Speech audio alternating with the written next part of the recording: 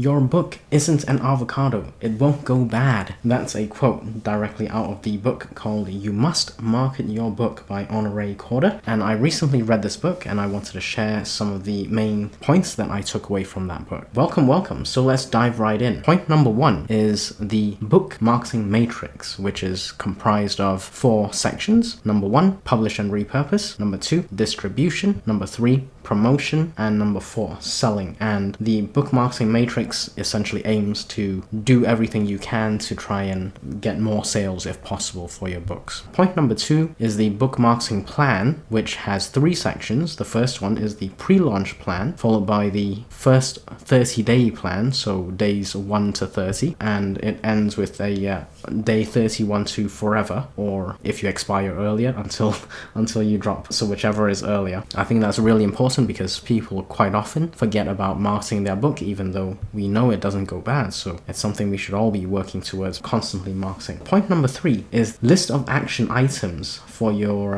marketing action plan, and there's a few sections to this, 4 sections actually.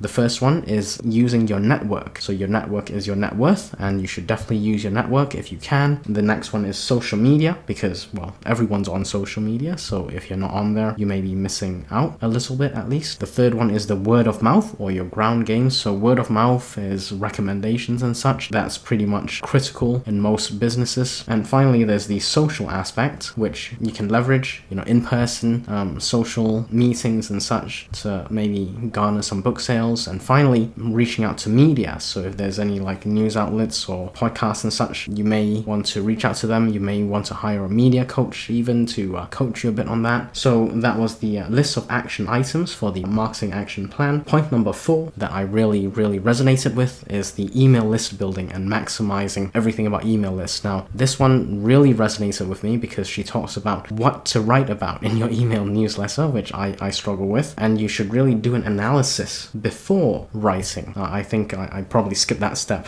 which I will revisit at some point. And it's important to understand the life cycle of a reader. So she goes into some detail about that, followed by a newsletter strategy that you can formulate once you've got all those aspects in place. Point number 5 is some real life case studies, which is quite useful to read about, so you can see how some of this is put in action by other people. Finally, point number 6 is you have to improvise, adapt, and overcome. So your marketing plan is not going to be static, it's going to change over time, and you have to change with the times. So the key message to this book is you have to keep marketing your book. It's not an avocado, it doesn't go bad, and we should continuously market our books. So make sure you click the like and subscribe. I shall see you in the next video. Have a great day, everyone.